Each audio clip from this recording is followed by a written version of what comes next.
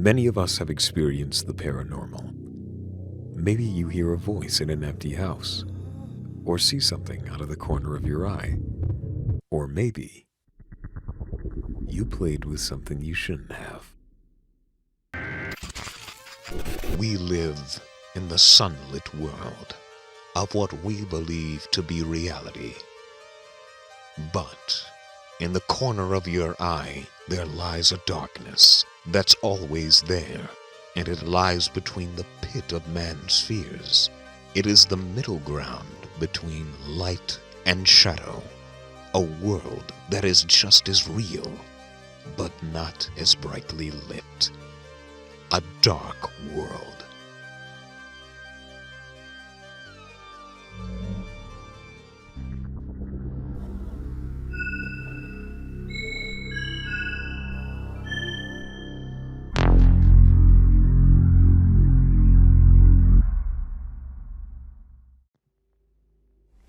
The first time I heard about Ouija boards was at my neighbor's house when I was in middle school. They bought one and they were really excited to, as they say, talk to dead people, and I was like, what, really? Like, is that even possible? I honestly can't remember when the first time I heard about a Ouija board was, but I kind of feel like it's just one of those things that I learned about growing up, but I always thought it was kind of weird how they sold them in kids stores with other board games for kids. The first time I actually heard about it, like, in my actual life, other than random movies and stuff, would probably be my friend, and she was the one I also used a Ouija board with for the first time ever. It was when I was 12 and my sister had some of her friends over, and they were playing with one, and I asked what it was, and she said it was a Ouija board, and I had no idea what it was at that point. The Ouija board is a powerful staple in the paranormal world and is widely used in pop culture, regardless of all the warnings and misfortune of the people who have used them. What the fuck was that, bro? I'm fucking over this shit. To find out why a small board game has made such a huge impact on our culture, we need to take a step back in time. Spirit boards, or talking boards, were originally invented by the members of the Kwanzan school of Taoism around 1100 AD for the purpose of communicating with spirits. By the 1800s, spirit boards had found their way to numerous areas around Youngstown, Ohio, where they were used by witches and occultists to communicate with departed souls. The first person to market these spirit boards was a man from Maryland named Charles Wesley Kennard, who, after reading an 1886 article in the New York Daily Tribune about spirit boards, decided to team up with Ernest Christian Reach, the local coffin maker, to begin mass-producing the boards. Kennard repeatedly attempted to patent the board, but was repeatedly struck down by the U.S. Patent Office, until a local lawyer named Elijah Jefferson Bond took interest in Kennard's idea and decided to drag his sister-in-law, Helen Augusta Peters Noseworthy, a spiritual medium, down to the patent office to help them patent the product. Helen chose to show off the power of the board by asking it what the board should be called, to which the board replied, "A Ouija." When asked what a Ouija meant, the board then replied, "Good luck." In 1893, Kennard was forced out of the company by his financial backers, and William Fuld took over the company and became the face of a Ouija.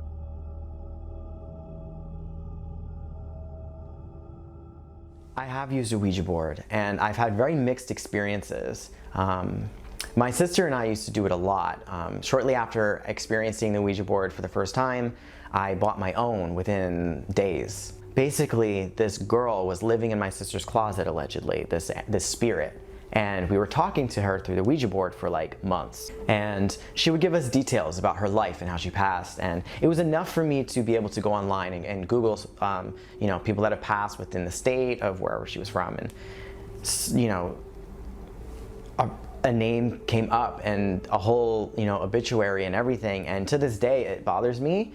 My first time using a Ouija board was definitely the most intense. We didn't expect it to work, we just kind of did it for fun. We took all the safety precautions because we thought might as well, just in case, but we didn't actually expect it to work. We just thought it was going to be a fun thrill. At the beginning, there weren't any movements, so we did give it time, and over time it started to move really slowly, but it kind of built up. We were really scared and shocked when it actually started working. It kind of felt like a magnetic pull, but like really strong. And we each took turns removing our hands just to prove that it wasn't us doing it ourselves. And the couple of times that I've used them, it's just been kind of lame, to be completely honest.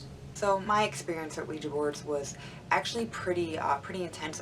Originally I actually wasn't going to touch it, but then I was with a group of 3 people, and the one girl was my best friend, but the other 2 people I didn't know, and she didn't even know this information, but I actually got called out and it said some really personal information, which I found to be strange that nobody knew, so that's what enticed me to actually play with one. The sales of the game would skyrocket due to the game being marketed as mysteriously as possible. The Ouija board was mostly sold to those who sought peace and communication after losing loved ones at war. However, they also marketed it as a date night game. At a time when men and women weren't supposed to be alone, a game that insisted that it needed 2 open-minded players of opposite genders and forced them to sit with knees and fingers touching also increased its popularity. The game became so popular they had to build 2 more factories just to keep up with demand. William Fole died in 1927 when he was on the roof of a new factory supervising the rise of a flagpole when the metal support that he was standing on failed and he fell from the roof. He grabbed on for the windowsill of an open window, but the window mysteriously slammed shut, and he fell to the pavement, breaking several ribs. His injuries were severe enough that an ambulance took him to the hospital, but on the way, the ambulance lurched over a bump in the road, which caused one of the broken ribs to pierce Fold's heart, killing him instantly. The board's popularity continued to grow, becoming a household item and even outselling Monopoly. However, that all changed when the movie The Exorcist came out in 1973. Almost overnight, it went from a party game to a connection to evil. We were using the board in my room, and we had our fingers on the planchette, and I looked to my left, and there's this light starting to appear, like this purplish color in the corner of the room, and I don't know if I was like looking into a light source or something, but in my consciousness, in that state of mind, I saw a light starting to appear next to me. And I didn't say a word to her, I just got up and I ran. And she was freaked out, I was freaked out, we didn't know how to explain it, it was just something that we did, and yeah, I have no explanation for it. At one point during the hour that we were playing, the planchette started moving really fast between the A and the M, and we couldn't figure out if that was initials for a name that started with an A and an M, but eventually it started going super fast between the A and the M, so then we were like, is it M-A-M-A or is it A-M? Like, we were super confused, we had no idea what was going on. I'm a pretty logical person, and I really couldn't explain a lot of the situations I have. I don't think you exactly need a Ouija board to have a paranormal experience, but I do think it can definitely be a portal to opening yourself up to a paranormal experience. A Ouija has been portrayed in movies as a great evil that mustn't be tampered with. However, many skeptics claim that it isn't supernatural at all, and it's actually the ideomotor effect causing the planchette to move, a psychological phenomenon where someone makes motions unconsciously. The effects of automatic writing, dowsing, and Ouija boards have been attributed to the phenomenon by skeptics and non-believers. I think that the mind is something that, you know, is so complex that we're never going to fully have answers to everything. And that's what makes, you know, this concept of, you know, Ouija boards and spirits and supernatural beings and things like that. If our consciousness is limited based on our environment and how we are, you know, perceiving, you know, if we're able to open that up and see more, I'm very curious of that. Because, you know, we've all seen dogs and we've all seen cats like bark at things that aren't there. So, you know, it makes me wonder, you know, there's so many thoughts, and I feel like there's so many like ghost shows on television that I feel like make a mockery of the whole idea and it's just meant for entertainment. But once you're scared from a real experience that you can't explain, it's really hard to let go of it.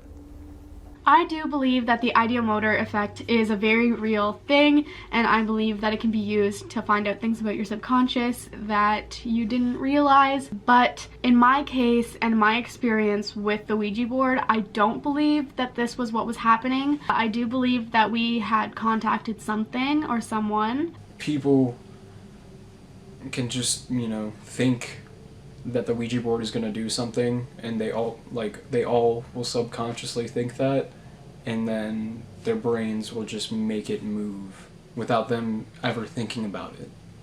And it'll happen, then they'll think that it's, some spirit that's moving it. You could totally, subconsciously not even mean to put things out there that you're kind of maybe pushing in the back of your mind or anything, and it's coming out, which I totally think can happen. But in my case of a lot of the situation I experienced, it just wasn't the case. It was really personal things, and some things weren't even part of my thought process or things that I know about what were being said, and same with my friend. So I can't speak on our experience, both mine and my friends that we've had, that was the case with that phenomenon. I'm sure it's happened to people, and I'm sure it can happen, but I believe mine to be very real, and it's what happened. Whether you choose to believe that the board is a means of communicating with the dead, or that the planchette is moved by involuntary movements, one thing is certain. The Ouija board will continue to be produced, and will continue to fascinate and terrify people for many years to come. And remember, keep your mind open. Anything is possible in this dark world.